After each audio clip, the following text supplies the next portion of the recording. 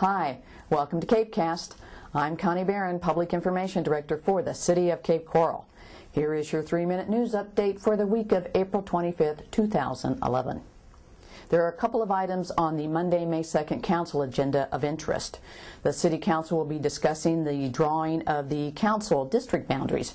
Every 10 years when the census is completed, the City takes a look at the Council district boundaries to make sure that the population is divided equally among the districts. Council also will be discussing a $315 million GO bond to pay off some of the water and sewer utilities. I'll have more information on that in upcoming weekly reports.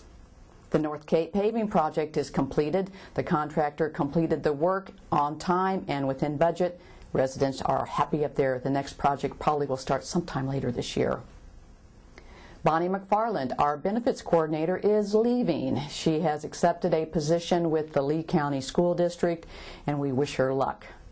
Other big news this past week is that our Assistant City Manager, Carl Schwing, was selected as the next City Manager for the City of Bonita Springs. Carl has been with the City for a number of years and served in a number of capacities, including Acting City Manager. Good luck to you, Carl. You will be missed. Major General Keith Thurgood, who's with the Army Reserves, will be in the city on Saturday. He is the keynote speaker at the 2011 convention for the Reserve Officers Association.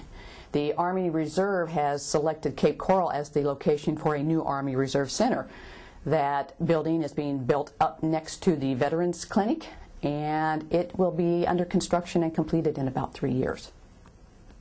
City Manager Gary King did conduct his first online chat last week.